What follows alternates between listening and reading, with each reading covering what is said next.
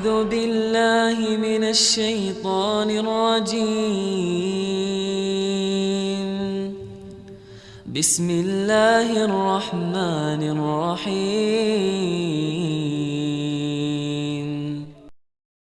Seseorang hamba kalau membiasakan diri melakukan satu ritual ibadah, ya kita bicara masalah uluhiyah berarti keibadahannya kepada Allah.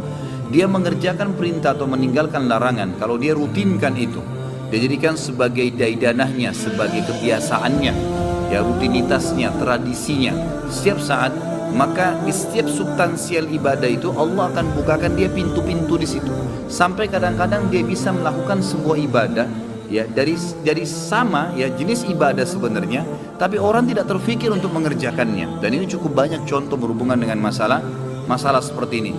Dari sisi lain, setiap amal soleh yang kita kerjakan itu bisa menjadi penopang dan pendukung agar ya kita tidak ditimpa apa yang atau Allah angkat ya masalah yang sedang kita hadapi. Saya kasih contoh.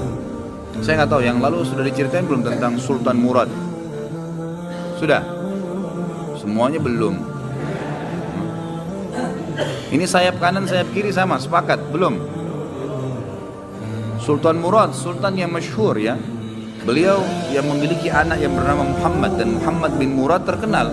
Beliaulah yang mendapatkan nasib yang luar biasa dari Allah diberikan kepada Sultan Muhammad Murad ini, karena beliau mendapatkan fadilah hadis Nabi SAW yang berbunyi, kalian pasti akan membebaskan Konstantinopel dari kekufuran, akan masuk Islam.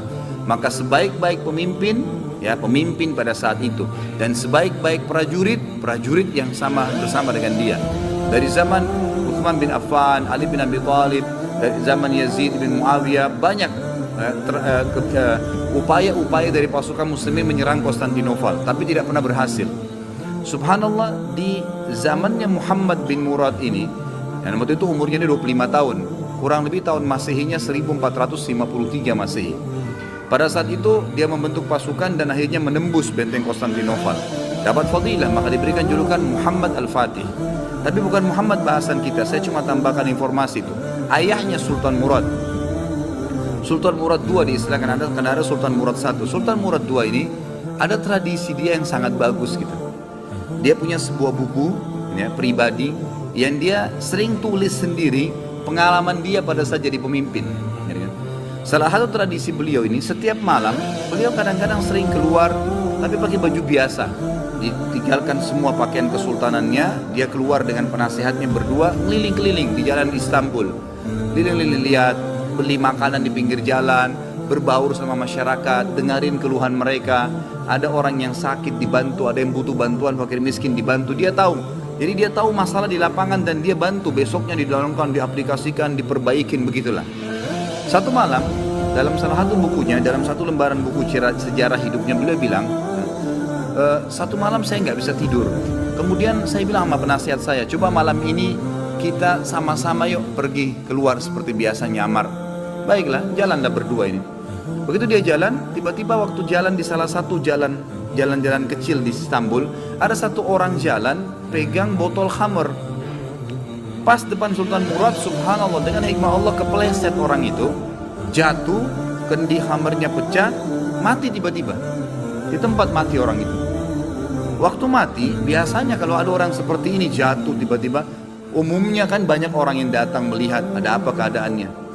Waktu itu Sultan Murad tiba-tiba datang dengan penasihatnya, lihat, diperiksa, sudah meninggal orang, diperiksa urat nadi lehernya, udah mati orang ini. Tapi anehnya, nggak ada satu orang pun yang ulalalang itu mau lihat, nggak mau ditengok, nggak mau dilihat.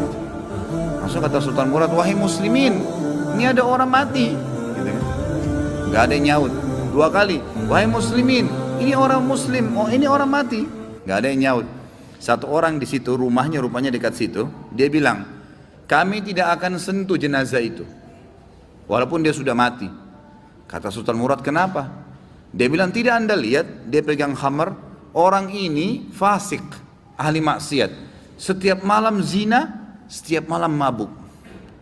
Kami nggak mau sentuh jenazahnya, kami nggak mau. Kata Sultan Murad, tapi kan dia dari kaum muslimin.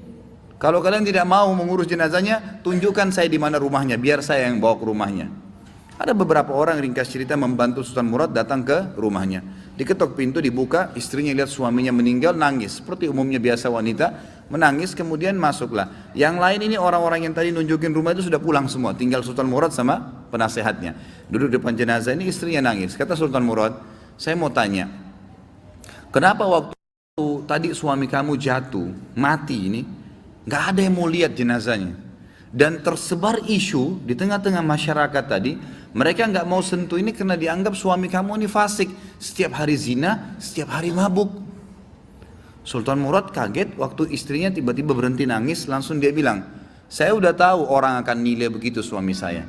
Tapi perlu anda tahu, suami saya ini bukan pezina, bukan orang mabuk.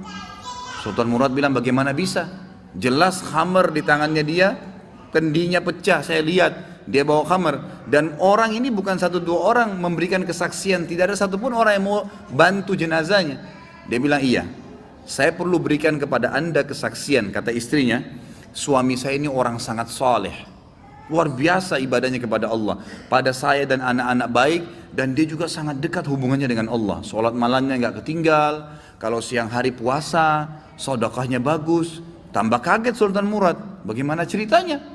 Dia bilang, suami saya ini punya satu usaha di tengah-tengah kota sini. Setiap hari hasil bisnisnya dia dibagi 3 keuntungannya. Sepertiga dibawa pulang ke rumah untuk saya pakai makan dan minum untuk anak-anak saya. Sepertiga lagi, sepertiga keuntungan diberikan botol khamr, berikan minuman keras. Dia bawa pulang ke rumah, dibuang di WC. Dia nggak minum, dibuang di WC. Terus dia bilang apa depan saya, kata istrinya, itu yang berikan kesaksian. Setelah dia buang, dia bilang, segala puji bagi Allah, minimal membuat saya ya mengurangi orang muslim yang mabuk hari ini.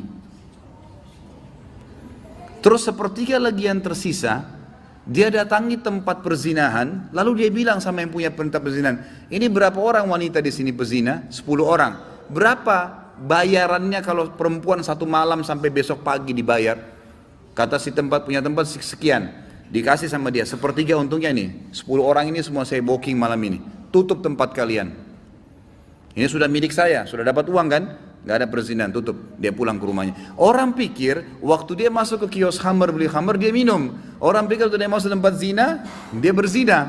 Padahal sebenarnya dia malah suruh tutup. Dia pulang, kata istrinya, lalu dia bilang, segala puji bagi Allah yang minimal membuat saya malam ini memberhentikan beberapa anak muda muslim zina. Bayangkan, pernah nggak kita terfikir buat perbuatan begini? Nggak terlintas.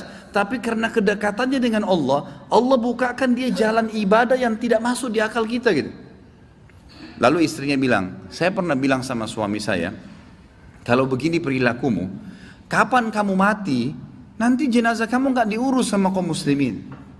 Ternyata terjadi, kata istrinya, jenazahnya nggak ada yang urus. Tapi waktu itu suami saya sempat senyum, dan suami saya bilang, tenang aja hai istriku, kalau saya mati, yang solati saya nanti khalifah, sultan, penasehatnya, dan juga seluruh ulama Istanbul. Sultan Murad waktu itu menangis, lalu mengatakan, suamimu benar, saya Sultan Murad, khalifah muslimin, saya akan urus jenazah suamimu. Saya akan, sama ini penasehat saya akan solati, dan saya akan undang seluruh ulama di Istanbul untuk mensolatinya. Kedekatan diri seseorang pada Allah, Allah akan bukakan kita di lini-lini ibadah yang kita tidak sampai, tidak sadar gitu, tidak sangka gitu ya. Begitu pula kisah tadi saya bilang, misalnya kalau ada orang beribadah, ibadah antum itu, sholat, sedekah apa semua, dia bukan cuma sekedar bernilai pahala, kita bisa mendapatkan derajat di surga gitu kan, bisa memberikan ketenangan jiwa, ternyata bisa memecahkan masalah juga. Terjadi kisah di Riyadh, seorang ibu, kisah nyata di Saudi. Ini di Riyadh ini sudah masyhur ceritanya nih. Antara seorang ibu dengan seorang TKW dari Indonesia. Ada satu ibu sudah divonis di Saudi, operasi kanker dia terakhir sebulan lagi.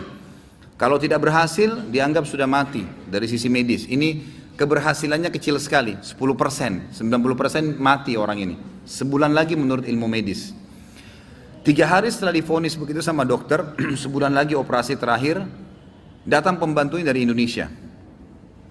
Seminggu pembantu itu kerja, bagus sekali kerjanya. Masya Allah, bersihin rumah, masak segala. Tuan rumahnya ini senang.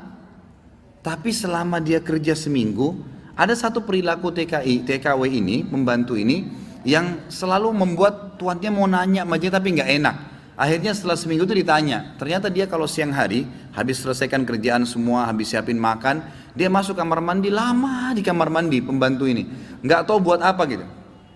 Pas dia keluar dari kamar mandi, setelah seminggu ditanya sama majikannya, maaf saya mau tanya, kenapa kamu ini setiap masuk kamar mandi, lama, ngapain gitu kan. Langsung nangis tiba-tiba TKW itu menangis, pembantu itu menangis. Dia tanya kenapa kamu nangis, dia bilang ceritanya begini sebenarnya. Sebelum saya berangkat ke Saudi di Riyadh ini, 12 hari, ya sebelum saya berangkat ini, 12 hari sebelumnya saya baru melahirkan. Dan saya punya bayi di Indonesia. Saya lagi susuin.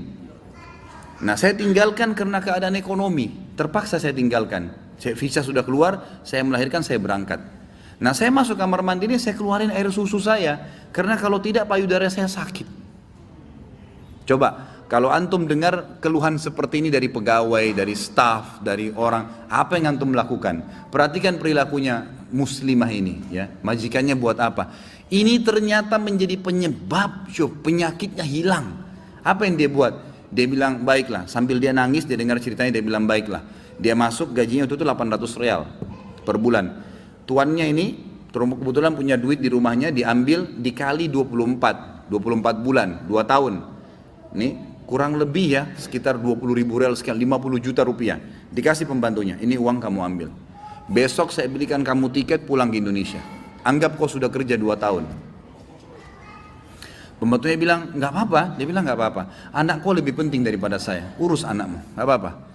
Terus ada pembantunya, baiklah kalau begitu terima kasih. Kata tuannya, kalau memang majikannya bilang kalau seandainya 2 tahun kemudian habis nyusuin kamu terfikir kembali, ini nomor HP saya, dikasih, pulanglah. Pembantu kita sudah selesai nih, TKW sudah pulang Indonesia. Kita sekarang berhubungan dengan kisah ibu ini. Apa kata dia? Semenjak pembantu itu berangkat, mulai hari itu setiap hari saya menangis. Menangisnya bukan karena sedih penyakit saya merasa terharu, susah menggambarkannya, terharu betul dan bersyukur kepada Allah. Bagaimana Allah membukakan pintu itu buat saya. Saya selalu bersyukur terus sama Allah karena saya bisa memberikan, terfikir untuk kasih gaji 2 tahun. Mungkin kalau terjadi pada kita bilang, baiklah kamu pulang aja minimal. Pernah gak antum terfikir kasih gajinya lengkap semua? Gitu kan? Dia bilang saya terharu kenapa saya bisa lakukan itu. Dan saya selalu bersyukur sama Allah, saya bisa lakukan sementara memang ini ada vonis mati dekat lagi secara medis gitu kan. Dia bilang tiap hari saya menangis. Dan setiap kali saya menangis, saya merasa ada satu kepuasan dan keadaan saya lebih baik.